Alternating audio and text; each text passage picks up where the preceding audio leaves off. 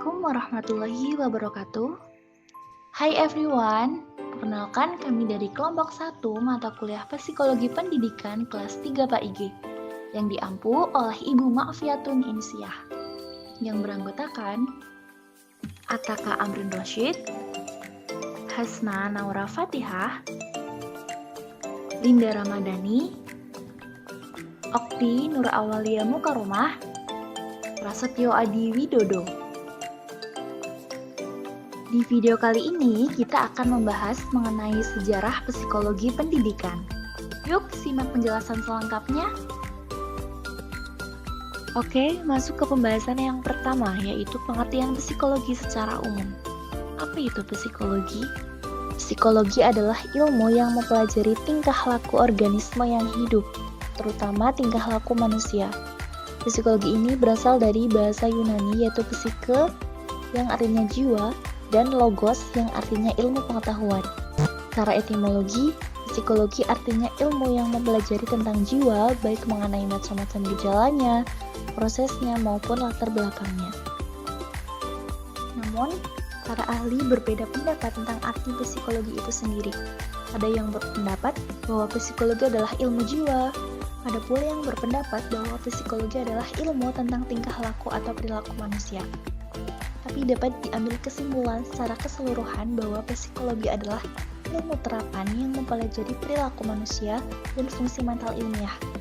Psikologi ini, atau para ahli psikologi, itu mencoba untuk mempelajari peran fungsi mental dalam perilaku individu dan kelompok, serta belajar tentang proses fisiologis dan neurobiologis yang mendasari perilaku. Kemudian, pengertian pendidikan. Istilah pendidikan berasal dari kata didik dengan memberinya awalan pe dan akhiran kan, yang mengandung arti perbuatan.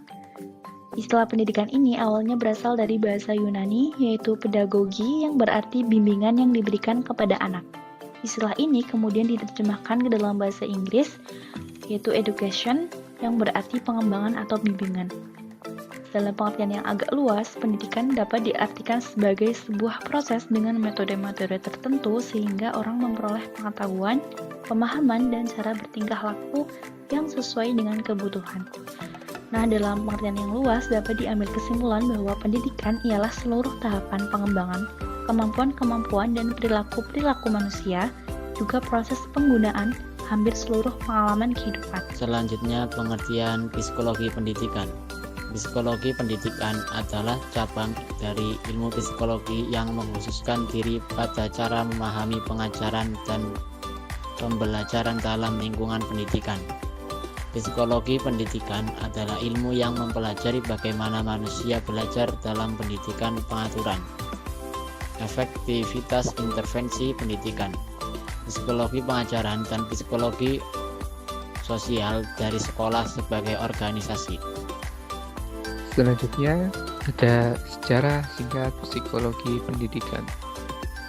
Psikologi pendidikan didirikan oleh para ahli seperti William James, John Dewey, dan E.L. Thorndike pada akhir abad ke-19.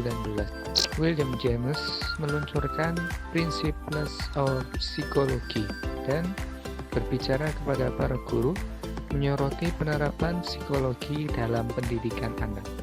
John Dewey, pendiri laboratorium psikologi pendidikan pertama di Amerika Serikat, mengusulkan pembelajaran melalui praktik dan fokus pada adaptasi anak terhadap lingkungan. E.L. Thorndike yang menekankan evaluasi, pengukuran, dan prinsip ilmiah dalam pembelajaran, memperjuangkan pengasahan kemampuan berpikir para siswa dan studi ilmiah dalam pendidikan.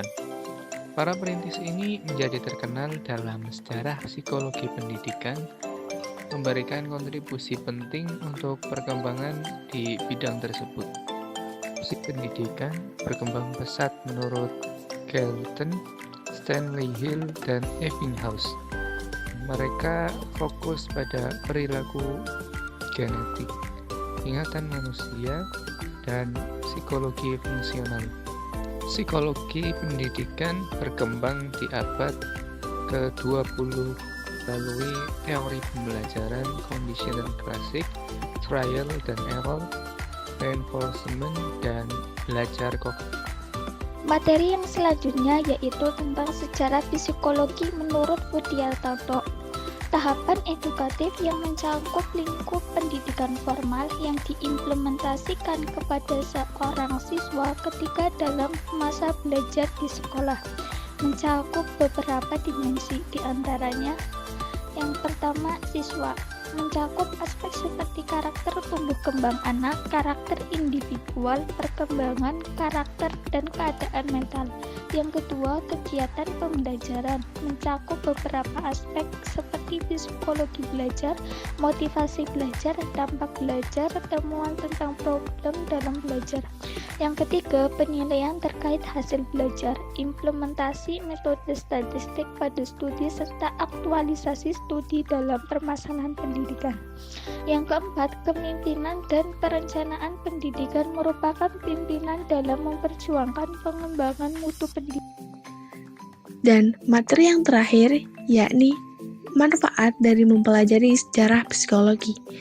Ada beberapa manfaat yang dapat kita ambil dari mempelajari sejarah psikologi.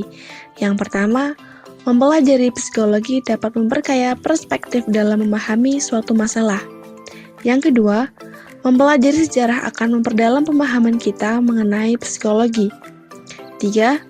Mempelajari sejarah akan memperkenalkan kepada kita bagaimana mengenali timbul tenggelamnya suatu pemikiran psikologi. 4. Mempelajari sejarah akan menghindarkan kita dari jauh tiap kali pada lubang yang sama. 5. Memunculkan ide baru yang merupakan perkembangan dari ide-ide sebelumnya. Dan yang terakhir, manfaat dari mempelajari sejarah dapat memenuhi rasa ingin tahu seseorang mengenai suatu pemikiran tertentu. Demikian penjelasan kami mengenai sejarah psikologi pendidikan. Semoga apa yang sudah disampaikan dapat bermanfaat untuk kita semua ya. Sekian, terima kasih. Wassalamualaikum warahmatullahi wabarakatuh.